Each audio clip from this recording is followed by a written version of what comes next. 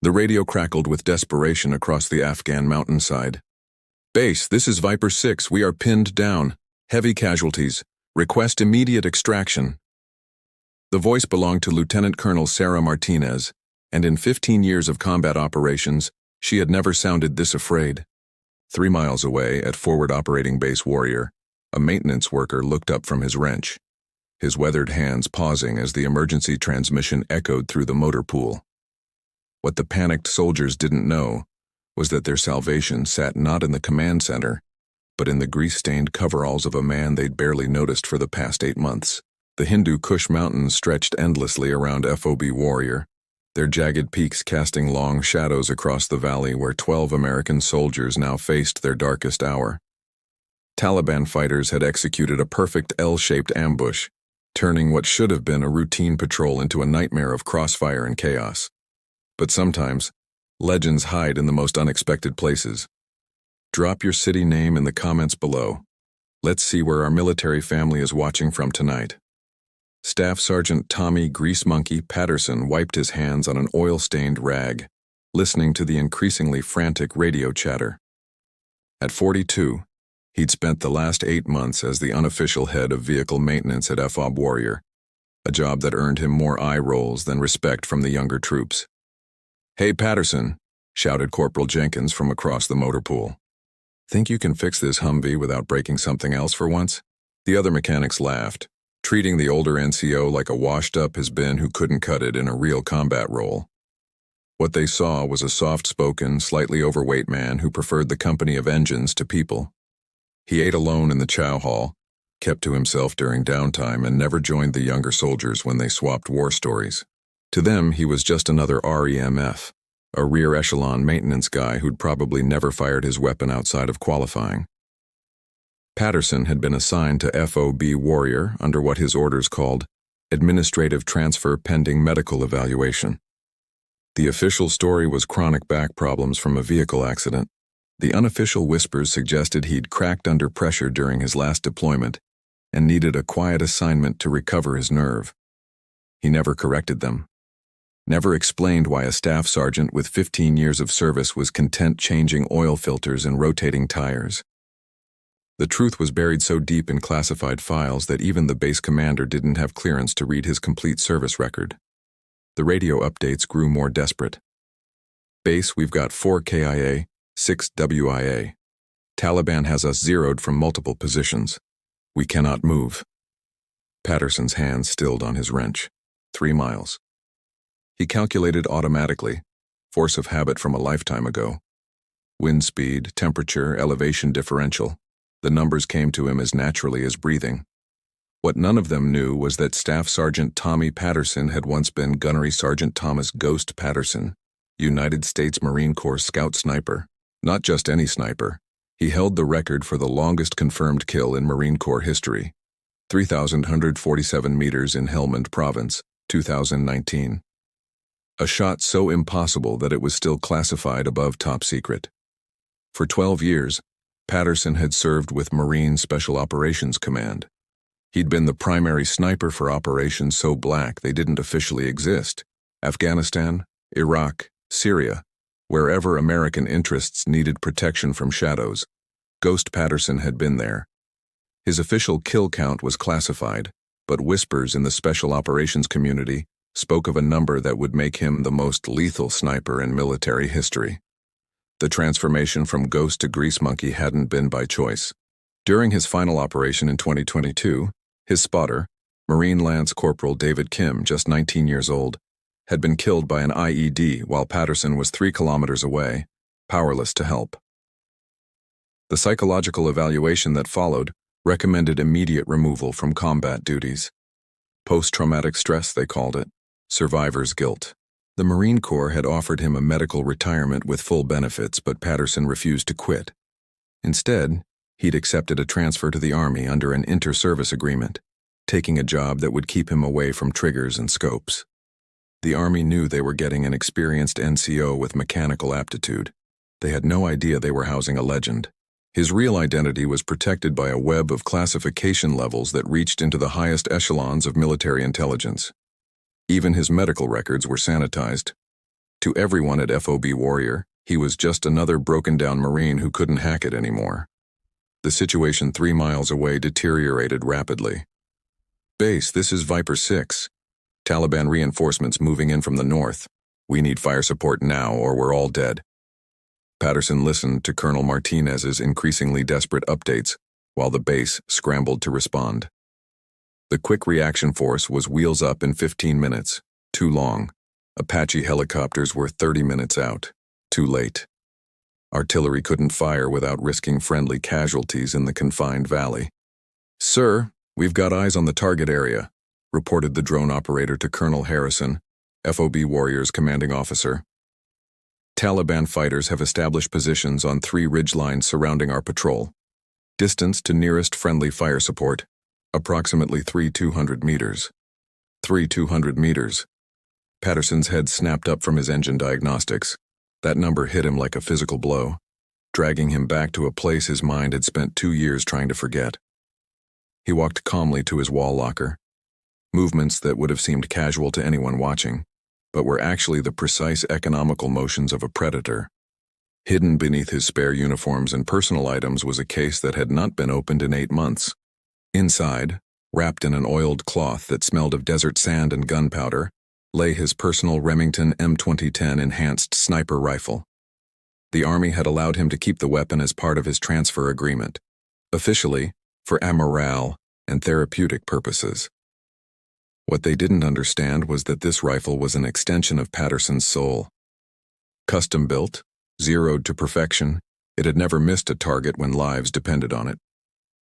Patterson's hands trembled slightly as he assembled the weapon, not from fear, from the overwhelming flood of muscle memory and emotional connection.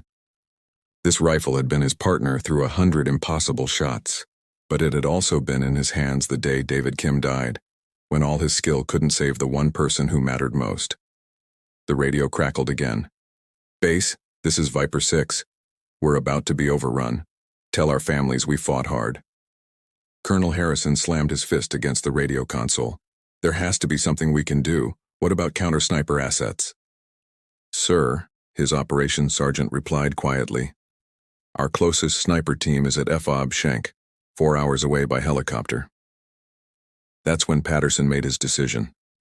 He shouldered his rifle and walked toward the command center, each step carrying the weight of 2 years' worth of suppressed identity. The young soldiers in the motor pool barely glanced at the maintenance NCO carrying what looked like a long rifle case. Patterson entered the command center without knocking, a breach of protocol that would normally earn a sharp rebuke. Instead, Colonel Harrison barely looked up from his maps. "Not now, Sergeant. We've got Americans dying out there. Sir, I can help." Patterson's voice carried a quiet authority that made everyone in the tent look up. "Sergeant Patterson, unless you can magically transport a sniper team 3 miles in the next 5 minutes, I need you to." "I am a sniper team, sir." Patterson set down his rifle case and began unpacking with movement so smooth and professional that the entire command staff stopped what they were doing to watch. "I need elevation data for Hill 847, current wind speed and direction, and I need them now." Colonel Harrison stared at the transformed man before him. Gone was the hesitant, soft-spoken mechanic. In his place stood someone who radiated deadly competence. "Sergeant, what exactly are you telling me?" Patterson pulled out his rifle and began his pre-shot routine with mechanical precision. "Sir, my name is Gunnery Sergeant Thomas Patterson, United States Marine Corps, formerly assigned to Marine Special Operations Command. I hold the current Marine Corps record for longest confirmed kill at 3,847 meters. I'm requesting permission to engage hostile targets threatening Viper 6. The operations sergeant's mouth fell open. "Ghost Patterson? The Ghost Patterson? Sir, he's a legend in the sniper community. They say he's never missed a shot that mattered." Colonel Harrison's mind raced through the implications. An inter-service transfer with a sanitized record, assigned to maintenance duties, psychological evaluation flags. It all suddenly made sense. The Army had been unknowingly sheltering one of the military's most lethal assets. "Sergeant, Gunnery Sergeant Patterson, are you cleared for combat operations?" "Sir, I'm cleared for whatever needs doing." Patterson's eyes never left his rifle scope as he made microscopic adjustments. I've been running calculations since the first radio call. I have firing solutions for all 3 Taliban positions. I just need your permission to take the shot." The radio interrupted. "Base, this is Viper 6, they're closing in. We can see muzzle flashes from 50 meters. If someone doesn't do something now—" "Do it," Colonel Harrison said quietly. "Take the shot." Patterson moved with the fluid grace of a man born for this moment. He exited the command center and climbed to the base's highest observation tower, a position that gave him clear sightlines across the valley.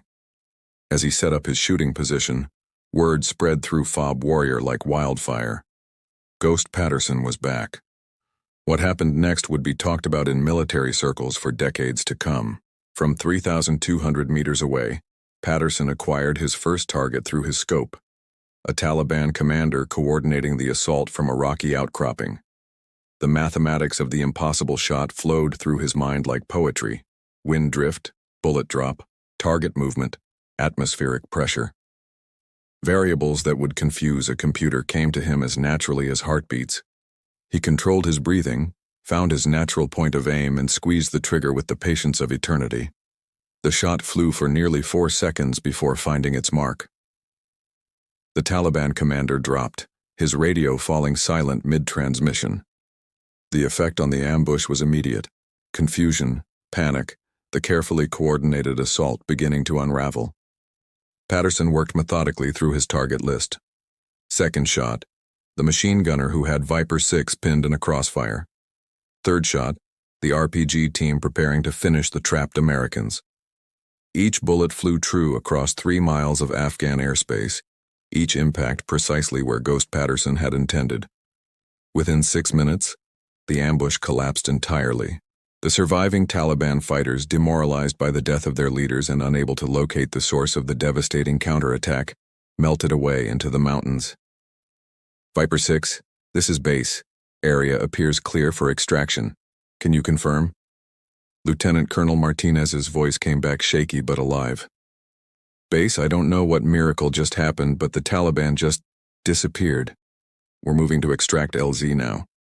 When the rescued patrol returned to FOB Warrior 2 hours later, they found Patterson back in his coveralls, elbow deep in a Humvee transmission.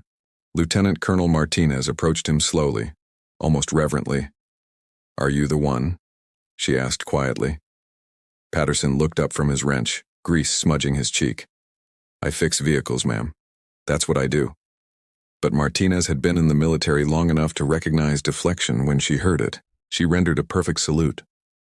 Unusual for an officer saluting an NCO, but entirely appropriate for a soldier honoring a legend. Word of the impossible shot spread throughout the base, then the region, then up the chain of command. Patterson's classified record was quietly updated with a new entry, and his medical evaluation was revised to fit for full duty. But when offered a return to special operations, he politely declined. "I like fixing things," he told Colonel Harrison. "Engines don't shoot back and they don't have families waiting at home." Patterson returned to the motor pool, where the atmosphere had changed completely. The young soldiers who once mocked him now approached with respectful deference. Corporal Jenkins, who had made jokes about Patterson's competence, now quietly asked for advice on everything from maintenance procedures to life decisions. The legend of Ghost Patterson's return became part of Fob Warrior's folklore, but the man himself remained exactly what he'd chosen to be.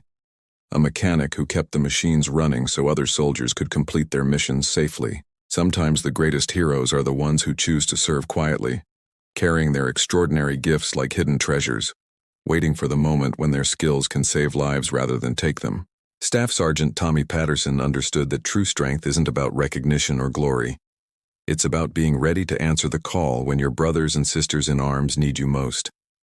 If this story of quiet heroism and hidden legends resonated with you, hit that subscribe button. We honor the men and women who serve in shadows, protecting freedoms we often take for granted. Your subscription helps us tell more stories about the extraordinary people doing ordinary jobs, until extraordinary moments demand everything they have to give. Semper Fi, and God bless our troops.